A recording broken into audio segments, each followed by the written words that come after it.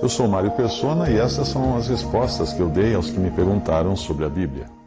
O apóstolo Paulo vai aqui tratar de um assunto que é a colaboração dos santos na obra do Senhor.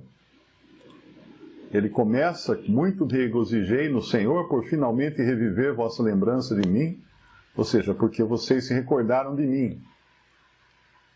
Pois já vos tinhais lembrado, mas não tinhais tido oportunidade. Não digo isto como por necessidade, porque já aprendi a contentar-me com o que tenho. Essa é uma lição muito importante para cada cristão, aprender a estar contente com aquilo que o Senhor proveu para ele. Não que nós vamos sempre estar totalmente providos, né, nas nossas necessidades, porque a provisão, ou o contentamento com a provisão, depende de vários fatores. Por exemplo, se você busca um padrão de vida acima das suas capacidades, né? Esse é um problema de muitos cristãos, que eles acabam fazendo dívidas acima daquilo que eles podem pagar depois. O cartão de crédito veio aí para ajudar essas coisas. Eu já tive uma funcionária uma vez que ela emprestava cartão para todo mundo da família, né? Aí, coitada. Aí vinha a retranca, né? Os caras não pagavam, então tinha gente que comprava moto, tinha gente que comprava refrigerador. Isso há anos, isso já fazem quase 15 anos. Até hoje, tem loja que liga na minha casa, porque ela dava o meu telefone, né? Tem lojas que ligam na minha casa, aliás, agora não ligam mais porque eu cancelei o meu telefone fixo, só fiquei com o celular. Porque ela dava o meu telefone, e as pessoas procurando por ela já mudou de cidade e tudo. Mas, coitada, ela, na boa fé, os parentes pediam emprestado o cartão, ela emprestava. E a pessoa fazia uma compra com pagamento parcelado no crediário, né, aquele negócio de crediário, ela paga até acabar de vista, e não pagava. Aí, né, às vezes, em alguns casos, a loja vai atrás e acaba recuperando o bem. Agora vem história. Aqui em Limeira tinha uma loja, isso quando eu era garoto. Tinha uma loja de eletrodomésticos. E aí venderam um fogão, aí o cara não pagou o fogão. Aí foi lá o próprio dono da loja, o pessoal da loja, né, que ia atrás disso. Aquele tempo era coisa muito rudimentar. Foi na casa lá da dona Maria lá e catou o fogão, pôs na Kombi. Levaram de volta para a loja o fogão, pediram para o empregado dar uma limpadinha por cima assim, e puseram de novo para vender o fogão. Aí uma pessoa comprou. Aí a pessoa comprou o fogão e veio reclamar. E queria devolver o fogão. Porque no forno tinha um frango assado, no forno do fogão. A mulher estava assando um frango, levaram o fogão com frango dentro. Então, isso acho que não acontece mais hoje, né? Hoje os caras são mais cuidadosos. Mas então, muitos cristãos dão um passo maior que a perna. Isso é um problema. Isso é um grande problema. Eu, durante um bom tempo, trabalhando, né, como consultor, trabalhando como tradutor também, eu cheguei a comprar vários equipamentos, tipo computador, impressora, scanner. O scanner era um negócio caríssimo. Hoje o scanner custa nada, né? Mas eu me lembro, eu comprei um scanner, custou $500, uma coisa assim. Eu me lembro, eu comprei um computador, um PC ainda, custou $2.000 e poucos. Então era uma fortuna, era preço de um carro quase, você comprar um equipamento. Mas o que eu fazia? Quando eu fechava com algum cliente um negócio, tipo, ele queria tradução de procedimentos técnicos da indústria dele e tal, e eu precisaria escanear todas as páginas dos procedimentos para traduzir. Bom, aí eu comprei o scanner. Porque aí eu já tinha a entrada prometida do dinheiro para pagar o equipamento. É isso que normalmente uma pessoa faz em negócios, né? Você não compra porque você acha bonito ficar lá com coisas expostas. Você compra porque tem uma necessidade e já tem aquele que vai financiar a sua compra. Então, Paulo se alegra aqui porque eles tinham se lembrado de Paulo. Como que eles se lembravam de Paulo? Eles se lembravam de Paulo de maneira prática, colaborando com as suas necessidades.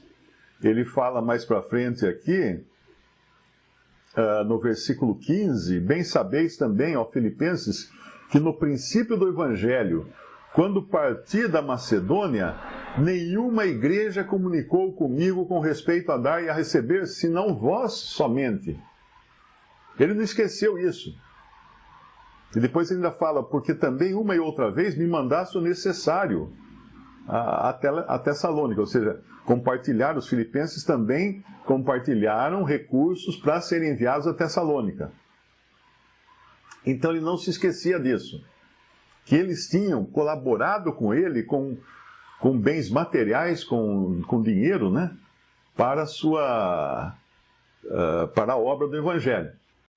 Este é um exemplo para nós, o que Paulo está falando aqui, é o exemplo para nós, porque se ele mantinha na sua memória o bem que os irmãos tinham feito a ele, quanto mais o Senhor mantém na sua memória até um copo d'água dado em nome de Cristo para uma pessoa. Nós devemos sempre lembrar que tudo isso fica registrado no caderninho do Senhor. Ele não deixa passar nada. Tanto é que lá naquele ensino dele em Mateus 25, acho que é Mateus 25, ou é outra passagem do Evangelho, que vamos até procurar. É Mateus 10, versículo 40. Quem vos recebe a mim, quem vos recebe, ele falando aos seus discípulos agora, né, que estavam sendo enviados para levar a mensagem do Evangelho do Reino, quem vos recebe, a mim me recebe. E quem me recebe a mim, recebe aquele que me enviou. Quem recebe um profeta em qualidade de profeta, receberá galardão de profeta. E quem recebe um justo na qualidade de justo, receberá galardão de justo. E qualquer que tiver dado só que seja um copo de água fria a um destes pequenos em nome de discípulo, em verdade vos digo que de modo algum perderá o seu galardão. Olha que coisa maravilhosa isso. O Senhor está anotando tudo. Tudo que fazemos para Ele, também por intermédio dos que são seus. Nada disso vai cair no esquecimento, assim como Paulo tinha bem guardado na memória a ajuda que aqueles filipenses haviam dado a ele. Isso é importante nós entendermos, irmãos, que um irmão que sai viajar, por exemplo, na obra do Senhor, para visitar outro, para pregar o Evangelho, às vezes a gente nem pensa, né, o quanto significa para ele nós chegarmos e falar assim, irmão, eu quero ter comunhão com você nessa viagem. Eu não posso ir, mas eu quero ir junto com você. Então tá aqui, para você tomar um café, para você almoçar, ou para você se hospedar em algum lugar, ou para suas necessidades, está aqui, vou dar uma ajuda para você. Isso tem um valor imenso, um valor tremendo, porque, embora nós saibamos que nenhum cristão deva pedir dinheiro para fazer a obra do Senhor, ele deve pedir dinheiro para fazer a obra do Senhor, mas não aos irmãos ou às pessoas, e muito menos a incrédulos. Ele deve pedir ao Senhor da Seara, porque é o Senhor da Seara quem envia trabalhadores para a Seara. E se o Senhor da Seara envia trabalhadores para a sua Seara, a Seara que é dele, ele também vai sustentar esses trabalhadores na sua seara. Então, uma pessoa que está trabalhando na obra do Senhor pede sustento para o Senhor, nunca para homem algum, para o Senhor, porque ele está trabalhando na seara do Senhor. E outros que sentem no coração de ajudá-lo, terão esse sentimento despertado pelo Espírito de Deus, pelo Espírito Santo, que vai tocar seus corações para prover o necessário para aqueles que estão trabalhando na obra do Senhor.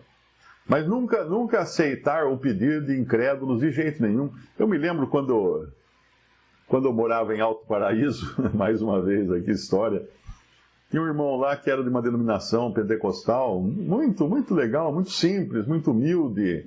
Ele só sabia ler, ele não sabia escrever, porque ele aprendeu a ler lendo a Bíblia. Ele se converteu e a vontade dele era tanta de ler a Bíblia, ele trabalhava na roça, que às vezes na hora do almoço ele deixava a enxada de lado e ficava tentando descobrir o que eram aquelas letrinhas lá. Daí ele aprendeu a ler, mas ele não sabia escrever. E ele um dia chegou todo contente. Para mim, ele tinha na frente da casa dele, ele punha uns bancos lá e fazia um culto lá da denominação dele. Um dia ele chegou bem contente.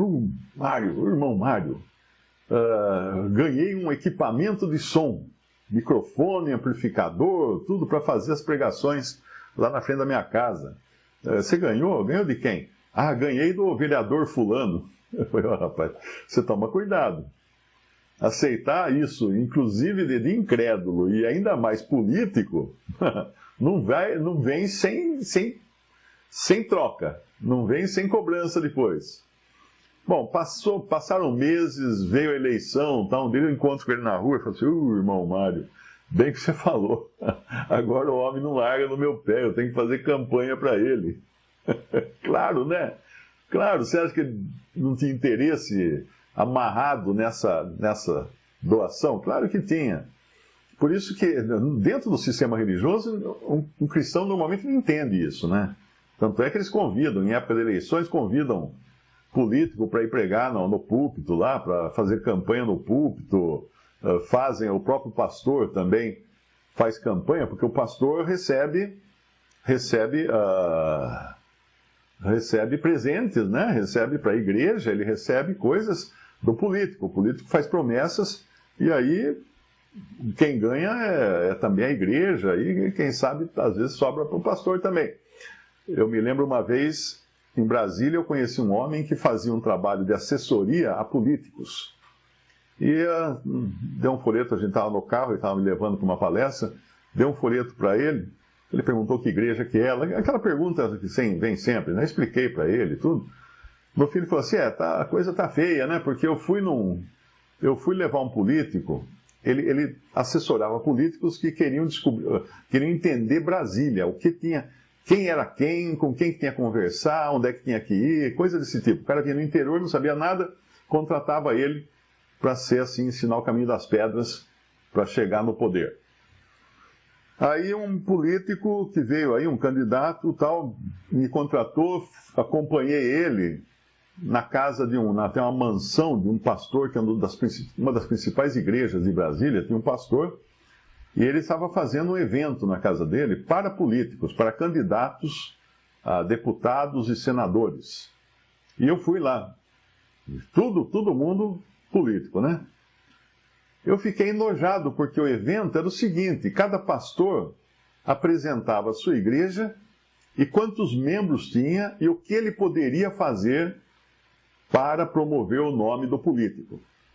E aí os políticos apresentavam o que eles poderiam oferecer para esses pastores e suas igrejas. Então era um tipo de um leilão. Era um leilão. O pastor vendendo o seu rebanho e o político que pagasse mais, levava. É exatamente isso que você escutou. É exatamente, um leilão. Porque se para um político convencer um a um eleitor de cada vez, é um trabalho tremendo, é muito trabalho. Agora, se ele consegue convencer um homem que tem lá 5.000 membros na sua igreja, de ouvidos grudados na boca dele, fazendo tudo o que ele diz, tudo o que ele manda, é muito melhor negócio para o político, né? E depois é muito fácil ele dar um jeito de dar um terreno para construir um templo, ou algum benefício. Hoje está mais difícil, porque estão cercando bastante essa questão, né? Antigamente era muito mais fácil. Mas sempre existe um jeito de fazer por laranja, por meio de terceiros, né? Então, era isso aí. O cara ficou enojado. O incrédulo ficou enojado com o que ele viu. Esse é o mundo religioso. Então, um cristão que sai na obra não deve buscar suporte de incrédulos. Não deve buscar suporte de incrédulos, porque ele não sabe, o cara é um traficante. O cara às vezes é um traficante querendo lavar dinheiro, ele não sabe o que ele está fazendo. Então, Paulo agradece aqui, Paulo não perdeu da memória o que os filipenses fizeram por ele, mas ele deixa bem claro que ele estava dizendo isso, não era por necessidade, ou seja, ele não está pedindo dinheiro, no versículo 11. Porque já aprendi a contentar-me com o que tenho. Então é importante um cristão viver contente com aquilo que ele tem, não almejar grandes coisas, dar passo maior que a perna. Muita gente acaba destruindo a vida, destrói casamento, destrói os filhos também, né? Faz os filhos se acostumarem mal. Então é muito importante que o cristão tenha uma vida dentro do seu alcance, dentro da sua... Não tem nada de errado você guardar dinheiro para comprar alguma coisa, não tem nada de errado também fazer um crediário, se você sabe que você todo mês vai ter condições de pagar aquele crediário. O que está errado é você fazer e falar assim, não, Deus vai suprir. Espera aí, então... Teve um rapaz aqui em Limeira, no começo, quando os irmãos se converteram, eu não sou dessa época ainda, tinha um que era meio líder deles aí, que o cara era, assim, aquele hiper espiritual, né, que vive nas nuvens, né, que não trabalha, mas também acha que pode, todo mundo tem a obrigação de sustentá-lo. E tem um irmão que conta que uma vez ele foi no supermercado com outro irmão, esse rapaz, e o rapaz fez uma compra, e o outro irmão do lado ali, só, estava acompanhando. Chegou no caixa, colocou todas as compras em cima do balcão, virou pro irmão e falou assim, olha, eu vim por fé fazer essa compra, porque eu não tenho dinheiro. Aí, o outro irmão, para não ficar uma coisa constrangida, não, você está na fila, com gente atrás, as compras tudo em cima do balcão, do caixa. O que ele fez? Ele pegou e pagou a compra do outro. Alguém fala assim, está vendo? A fé funcionou. Isso não é fé, isso é sem vergonhice, isso é cara dura, né? Isso é gente sem vergonha que faz isso. Então, quando ele fala, já aprendi a contentar-me com o que tenho, quer dizer que ele não dava passo acima do tamanho da perna, né? Além do que ele podia alcançar. E depois ele vai explicar a razão disso. Eu sei estar abatido e sei também ter abundância. Em toda maneira e em todas as coisas estou instruído tanto a ter fartura como a ter fome, tanto a ter abundância como a padecer necessidade. Isso aqui é uma coisa interessantíssima, esse versículo, porque ele fala de dois extremos, e nós podemos cair em qualquer um deles. Aquele que está abatido pode transformar o seu abatimento em um ídolo, em uma muleta. Eu me lembro, eu era jovem, meu pai tinha uma casa que ele pôs para alugar, e apareceu um candidato lá, um homem que queria para conversar sobre a casa, foi ver a casa, e eu do lado só escutando. E o homem levou a filhinha, tinha uns 10 anos a menina.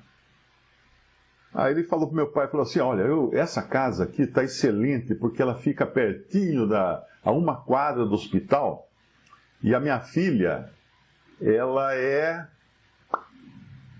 diabética, então ela tem que tomar injeções de insulina, né, regularmente e tal, e como está perto do hospital, essa é a casa ideal para mim, porque a minha filha é diabética. Eu preciso dessa casa porque a minha filha é diabética. Então ele começou a usar a filha para negociar e pedindo um preço muito abaixo do que o meu pai estava pedindo de aluguel, do que valia o aluguel ali, né? E ao tempo todo ele insistindo que meu pai tinha que alugar para ele porque a filha dele era diabética.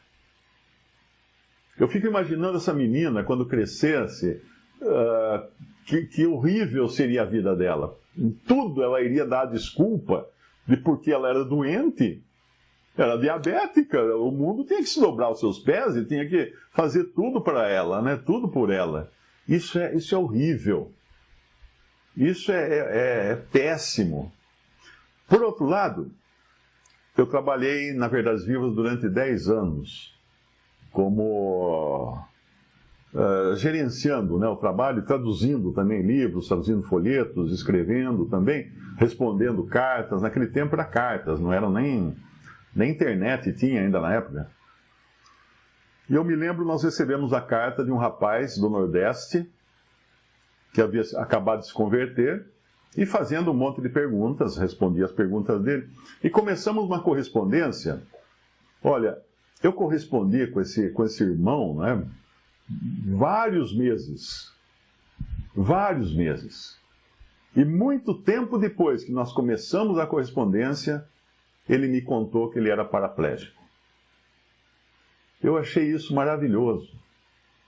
Porque a gente recebia, na Verdades Vivas, até hoje eu recebo isso, a gente recebia cartas do tipo assim, por favor, me dê uma Bíblia, porque eu sou paraplégico, ou eu sou isso, ou eu sou aquilo, e não posso comprar.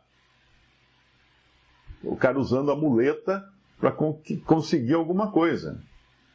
Então, isso, quando esse irmão contou algo porque veio no assunto, né, não foi nem tipo ele tomou iniciativa, tal, veio no assunto aquilo, eu achei maravilhoso, porque ele não usava da sua invalidez uma muleta, como uma muleta para todo mundo ficar à disposição dele. Então, isso aí é maligno, uma pessoa que usa das suas dificuldades ou da sua invalidez ou da sua doença para ser melhor do que alguém. Porque a pessoa fala assim, eu sou pobre, então como eu sou pobre eu mereço que você me ajude. Não, você não merece nada não, meu filho. Não queira usar de muleta a sua pobreza. E o contrário também, como fala aqui, quando ele fala, sei estar abatido, sei também ter abundância. Então a pessoa que usa da sua abundância da maneira errada é a mesma coisa, é o mesmo problema. Porque aquele que esbanja, né, que eu tenho dinheiro, eu sou rico, eu tenho condições, não sei o quê. Esse nunca soube o que é ter também. Eu me lembro, eu trabalhei numa empresa e um dia estava lá um empresário muito rico, né, aqui da cidade, milionário aqui da cidade, dono de empresa e tudo, e a secretária da empresa que eu trabalhava, explicando para ele que deu um problema no gerador da empresa ali, né, que eu trabalhava, e ela chamou um cara para consertar. E o cara cobrou R$50 na época, nem lembro qual era o preço, vamos falar R$50.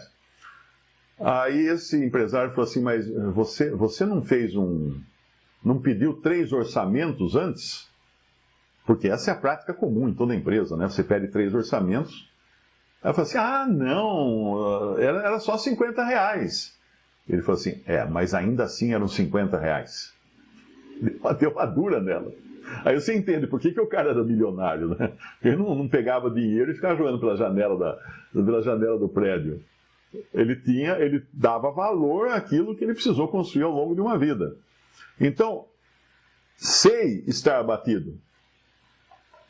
Sei também ter abundância.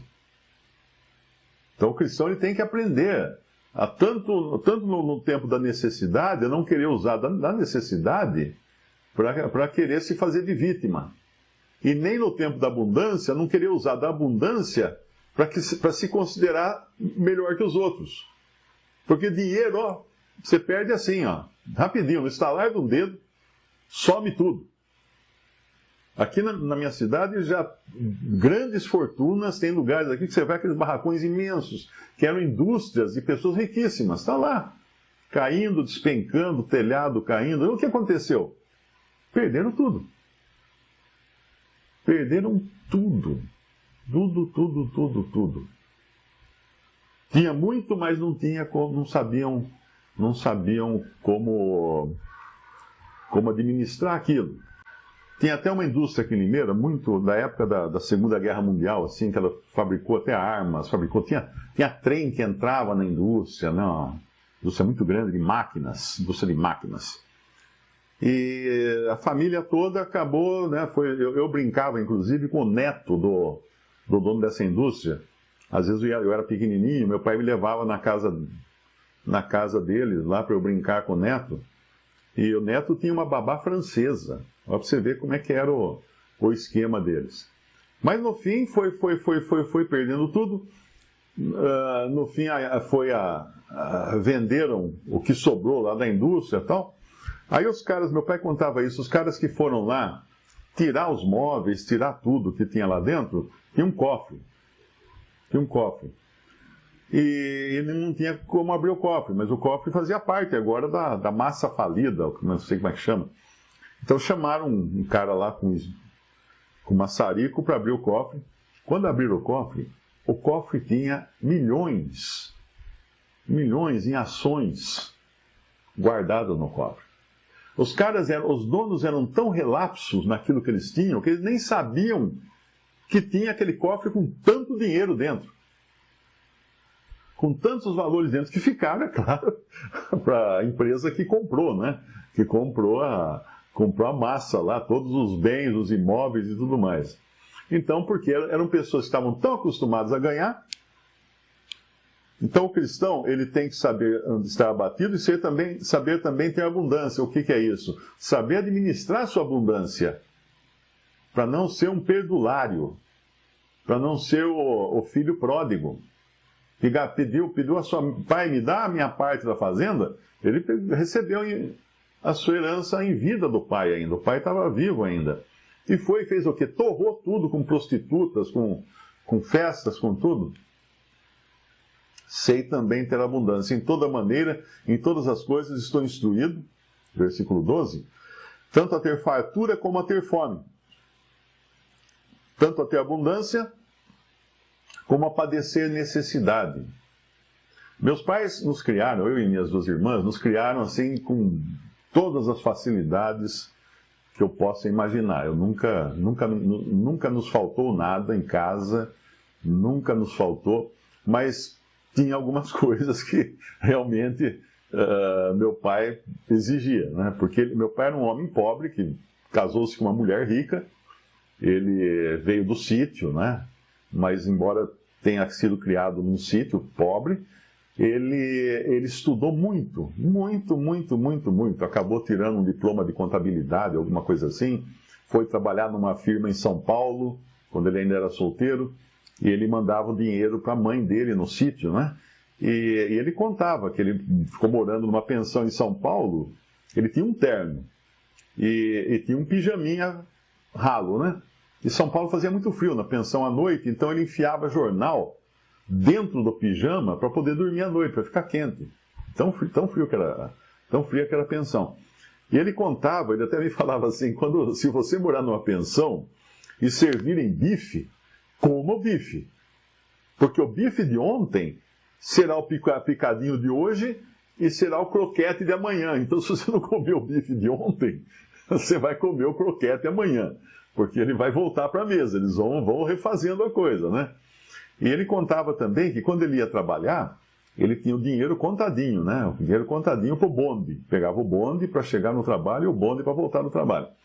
Mas quando ele queria tomar um sorvete ou comer um doce, ele usava o dinheiro do bonde e tinha que ir a pé. Porque não tinha mais dinheiro, era só aquilo. Então, tendo sido criado assim, meu pai tendo tido uma infância assim, uma juventude assim, o que acontecia? Em casa ninguém podia deixar comida no prato. Era um pecado abominável deixar comida no prato. Não tinha esse negócio assim, não vou comer, joga no lixo. Não, tem que comer. Tem que comer. Então tudo era feito de uma maneira a respeitar o que Deus nos tinha dado. Assim deve ser cada cristão, não é? Porque ele sabe que aquilo que ele tem na mesa, aquilo que ele tem em casa, foi o Senhor que proveu. Meus pais não eram convertidos ainda nessa época, eles eram católicos, acabaram se convertendo depois, quando já estavam com uma certa idade. Mas a educação que eu recebi deles, eu passei para meus filhos também. Meus filhos foram criados da mesma maneira. Então tinha as regalias, mas tinha também a corda curta no sentido de gastos, né? Então, sei estar abatido, sei também ter abundância em toda maneira, em todas as coisas, estou instruído. Tanto a ter fartura, quando ele fala estou instruído, é porque é uma coisa que a gente aprende. Não é uma coisa que já vem naturalmente. Você tem que aprender, você tem que ser instruído a saber viver, né? A ter fartura e a ter fome, a ter abundância, pode ser necessidade. Posso todas as coisas em Cristo que me fortalece. Esse versículo é muito mal aplicado, porque muita gente usa desse versículo para dizer que você pode tudo. Eu posso conquistar o mundo, eu posso vencer, eu aconteço, eu não sei o que. Cara, baixa a bola, não é assim a vida. Eu me lembro um colega palestrante, né, que eu conheci nas minhas viagens aí, e ele me contou uma vez que quando ele começou a querer ser palestrante, ele foi assistir vários palestrantes motivacionais, né? E ele voltou um dia, ele era solteiro, morava em casa com a mãe, ele voltou um dia numa palestra tão animado, mas tão animado, que ele foi no banheiro, fechou a porta e começou a olhar para o espelho e ele gritava assim no espelho: eu posso, eu consigo, eu vou arrebentar, eu vou conseguir, eu vou conquistar a riqueza, eu vou não sei o quê. Aí a mãe batia na porta: filho, você enlouqueceu, filho, você enlouqueceu. A mãe desesperada, pensando que o filho tivesse ficado louco, gritando no banheiro. Mas é basicamente isso que o palestrante ensinava lá para fazer, olhar para o espelho e ficar gritando: eu posso, eu consigo, eu faço, eu aconteço. Posso todas as coisas, mas veja o que ele está falando aqui. Posso todas as coisas em Cristo que me fortalece. Que todas as coisas eu posso? Vencer na vida, conquistar, comprar iate, comprar uma Ferrari e tal. Não! Eu posso viver pobre e posso viver rico. Se o Senhor quiser uma coisa e a outra, Ele vai me dar condições de viver dessa maneira ou daquela. É isso que ele está falando aqui. Não é que eu posso todas as coisas, que eu posso sair arrebentando aí. Não é isso.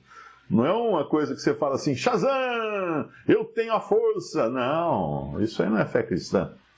Posso todas as coisas em Cristo que me fortalece. Fortalece para eu suportar a carência e suportar também, e não ser tentado por ter muito. É isso que ele está falando aqui.